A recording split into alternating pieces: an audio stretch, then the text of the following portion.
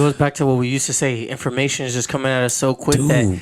that the media that we consume has to come at us so quick, and it's like it doesn't make sense. Like I feel like storytelling in just American film alone is like disappearing For sure. because it's just about how much information and color and gloss, like he's saying, Yeah.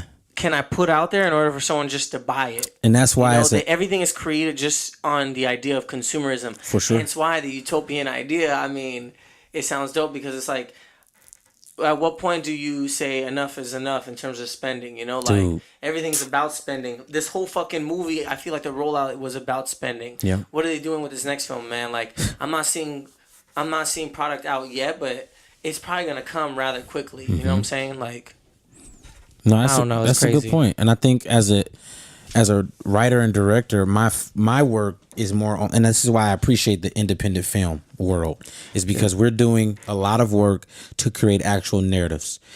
And I think the more popular we become, the better we have a chance of surviving in studios and surviving in the theaters. But you, like we talked about last week, we have so many conglomerates controlling everything that it's more about how do we place money into everything. Yo, I know the bro. Our system is called capitalism. You feel me? It's run on money. Like It's run that's the on thing people don't money. understand. You feel me? Then they're like, well, what do you want? Socialism or communism? Right. But it's like, yo, man, that whole utopian idea I was telling you, that essentially is communism. You feel me? But is, it's like, but it works. yeah, And that's the thing. It's like, but that's a hard part. Like we want it to work, but there's always gonna be like people on top. and that's where your story comes from, right there. What you just said. It's always somebody who wants to be on top, and that's how you make a compelling. side. Yeah, dude. That's how you make a compelling story. No, dead ass.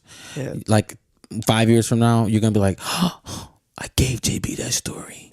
I mean, I'm gonna call you and have you help me out, but it's like that's the stuff that people need to be watching. No, and it's just like at some point we have to begin to restructure the stuff that is supposed to be working or is set in stone. Film is not supposed to be what it is today. I love The Rock, but the work that he's doing isn't meaning making work. I was in this American cultures class, and we did from harems to terrorists, and we saw the evolution of Muslims within the Hollywood industry and how they went from like these praised kings and people who owned harems of all these beautiful women and its money to actually people that are a threat against America. And one of the things that we kind of reference is how do we create meaning making work? And I think as a writer director, and I think actors should be constantly trying to make meaning making work. You have to make work that means something to somebody, that changes someone's life. Like all this other shit, who cares? Escapism, that doesn't matter at the end of the day if I can't escape and actually feel like I've been changed after coming out of a movie. That's really what got me inspired to start writing, is that I want people to leave and be like, damn, maybe I do need to rethink some shit in life. Yeah. And don't get me wrong, I think a movie has its place. There's some shit that's really fun to watch and just laugh at, but we spend so much money at the theater and on Netflix that we need to be using the things that we have access to change someone's mind and be like, damn, you know what? Maybe I do need to be a better person. Damn, maybe such and such did, I should have reached out here. It's all about human relation. And I think the screen separates that from the writers and from the people who watch it. We lose that connectivity of realism. And it's just at what point does the screen become a tool? it already is a tool. But do you think? But it's being utilized in the wrong way. I was gonna say, do you feel like it's not being utilized in the right way? Because the thing is, iPhone 10, that motherfucker out. Yeah. That shit look good. Like it looked like a nice piece of chocolate. Like you see for the first time, you're like, damn, I want a bite of that. I mean, these devices, it's like, at what point does a screen become a tool? I feel like we're at a point where people are starting to utilize them as tools, but at the same time, we're split. We're split between those who actually consume information and there's those who produce information. You know what I'm saying? Yeah.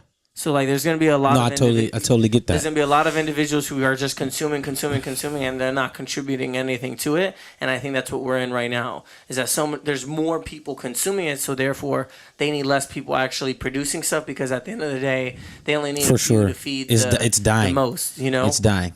So Yep. I just feel like, I don't know. We live in a crazy time. Like, watching you just pick up your phone like it's something that's normal.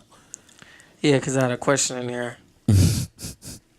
I just feel like everyone's interconnected with their devices, but at the same time, It's actually dividing where we us. split where It's actually dividing us. I feel like it's dividing us. I also feel like media consumes our thoughts. For sure.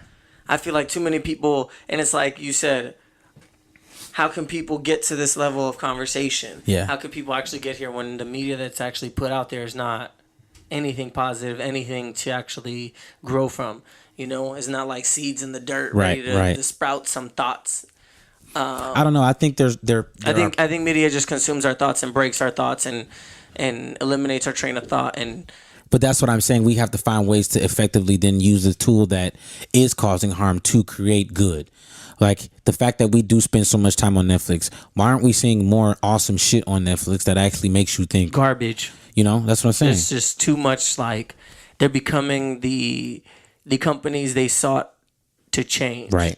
Yep. It's just, I think it's they're just just part doing of it the differently. game. They're just saying, "Hey, consume it in your mobile device instead of consuming it on your TV." Actually, wait, go on your TV. I mean, and don't get me wrong. There's some awesome stuff like the Netflix documentary. Yeah, there's a lot. I think there's a lot of great content on there. I think there's just too much.